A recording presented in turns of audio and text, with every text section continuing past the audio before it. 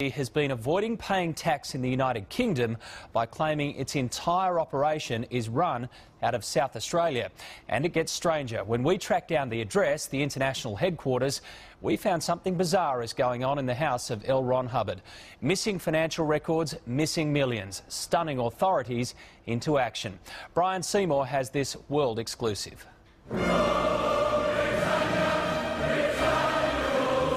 I find this news really upsetting.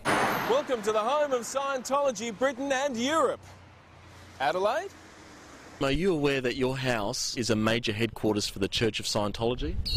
No. It's disgraceful, utterly disgraceful. Well, I think it should certainly be investigated, and if it's found that they haven't paid taxes, then I hope that they're prosecuted and pursued for it. In Britain, the Church of Scientology is supposed to pay tax on the millions of pounds it brings in each year. Why doesn't it? Because it claims the entire UK operation is part of its Australian outfit. Here they are recognised as a religion, therefore they don't pay tax. Scientology is using that, combined with some lax laws covering incorporated associations, to avoid paying its dues in the old dart. It's a long way from Buckingham Palace, Big Ben and Great Britain's Houses of Parliament to South Australia's Parliament House, unless you're a Scientologist.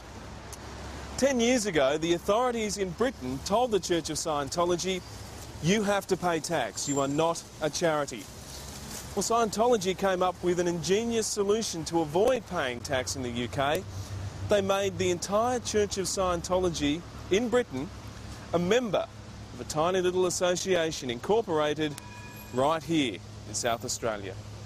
From its non-existent offices in Adelaide, South Australia, this tiny incorporated association boasts as its members not people, but churches of Scientology. And not just in the United Kingdom. There's also Denmark, Belgium, France, Germany, Holland and Sweden.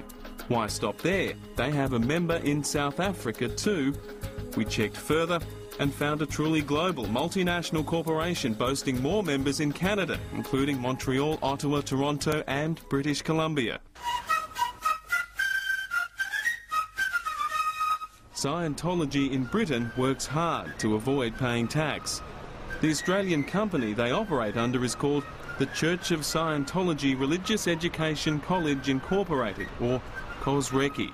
The British Church, like all branches of Scientology, sells its books, tapes, courses and DVDs for a profit. And they employ a small army of so-called volunteers who work up to 80, even 100 hours a week. They are paid $50 a week. Well, in my experience, people actually don't join Scientology. It's usually a case of being recruited. They'll often go along and do some kind of a personality test, and then lo and behold, they find there's something wrong with them. And guess who's going to solve that problem? Scientology. Ian Howarth is the founder of Britain's Cult Information Centre. He's helped many trapped inside Scientology to escape. British citizens should not be paying Scientology's bills, if you will. Scientology should be paying taxes. Britain is in the throes of a terrible depression that's about to get worse. With over 2.5 million people out of work, the new government has savagely cut spending and is contemplating a rise in VAT, their goods and services tax. That is the only tax Scientology is exempt from paying in the UK. People are struggling to make ends meet, and yet, allegedly, Scientology has not been paying taxes for many, many years. You know, when I talk to families that are suffering, they're paying. Sometimes they pay financially. They certainly are paying emotionally. And I think it's about time that Scientology paid. Scientology is a long way from home. Adelaide is 16,259 kilometres from London. Still, the capital of South Australia does have a distinctively British feel, furnished with plenty of reminders of the old country. It might be fate that in Scientology's universe of planetary confederates and intergalactic warlords, they chose Adelaide, the city of churches. It's a case of follow the money and also show me the money. Show me the money! The independent senator Nick Xenophon is one of South Australia's favourite sons. he championed the former members of Scientology who spoke out about the abuse inflicted upon them. But this latest intrigue surprised even him. Senator, how surprised are you to learn that the Church of Scientology in the United Kingdom is run out of South Australia? You know, I'd like to think that the corporate regulators in the UK would be scratching their heads over this one. To say that the Church of Scientology in the UK is a South Australian charity seems pretty bizarre when you look at the evidence. That is precisely what Scientology does say. The group has not filed any financial records in South Australia, but they've provided unaudited accounts to Companies House in Britain, in which they themselves claim the church is a South Australian charity and is established in England for charitable purposes only. The trustees consider that corporation tax should not therefore be applicable. When you look at the fact that the 3 directors are based in the UK, that returns haven't been filed for the South Australian entity in over 30 years, you've got to ask what on earth is going on. Never in my wildest dreams could I imagine that the Church of Scientology's European and UK operations are based on a suburban home in Adelaide. We even tracked down the owners of the house, listed on the article of incorporation as their address. Oh, we were surprised. I was surprised and had no idea of it until today. The owners are a family who run a market gardening business. They have owned the property since long before Scientology declared it as their address. My parents have owned it for a number of years and I'm unaware of that. My parents are Greek Orthodox and we have no idea that it was used in this way. Some time ago I was made aware of a former insider who may have information. Eventually I made contact and they spoke to me on the condition they remain anonymous. Why did they choose South Australia? This informant told me Scientology targeted South Australia. When they set up this association, they trawled through the laws in each state to determine which one had the most laws, requiring the least compliance. They also answered a more important question. What does this group produce? Do they employ any staff? It is a corporation. What's their business?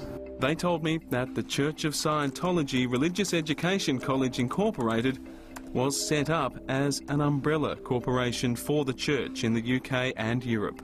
This organisation needs to be upfront and say how much has been paid in so-called management fees, who it's been paid to, in which country it's been paid to, what transfers have occurred from one country to another, and that's what the authorities need to be looking at. The Church of Scientology has to come clean on their books. They need to open their books. Scientology won't do that voluntarily. But why not do that? Is that something you've talked about with Mr. Miscavige? Because we're not obligated to. No, you're not obligated to. And we don't have any reason to. You don't pay tax? Right. Why not show the public? Well, that's not true. We pay property tax. You pay property quite tax. a bit. But there's a lot of tax you don't pay, certainly in Australia. Along with all the other charitable organisations. In Los Angeles, I tried my hardest with Scientology's global spokesperson, Tommy Davis, to get some disclosure of how they manage their massive wealth. That's what I'm saying. Publish the financial records. Because show me the balance sheet. Because we have no obligation to, and there's plenty of religions that don't. Do it because we're not you want to. Change it. Do it because you want to. You want to be up front. We don't want to. You consider it's not being upfront and not being open. I consider it's being private. Well, I'm a journalist. It's my job to ask for this information. Sure. And that's it. I understand. Yeah. Sure. But that's an obvious question. You know, why not publish the financial records? Sure. Because I think L. Ron Hubbard, I read, was worth about $300 million when he died. He was a very successful author. Yeah. Yeah. And then he donated that back to the church. Key questions here include, if taxes are owed, are they owed to the British people or the Australian people? And could all of this be quite legal? We'll let the British and Australian authorities conduct their investigations and make a decision on that. One thing at least does seem very odd, that a group that ran and runs the Church of Scientology in Britain and other countries last worked out of an office here in Adelaide in a building right where I'm standing now, long since gone, replaced by a lovely little Adelaide City Park. Back in Blighty, people on the street we explained it all to were stunned. Call them into a meeting and explain themselves and find out where they are paying tax, or if not paying tax anywhere, kick them the hell out of the country, close them down. I think the government really needs to clamp down. I mean, they need to actually make sure that they do pay tax And yeah, they really need to look into this and maybe launch some sort of inquiry, but definitely crack down on it. What action will you be taking now? I'll be meeting with the federal government later this week to brief them on this issue and to urge the government to give all cooperation, all support to the UK government in their investigations.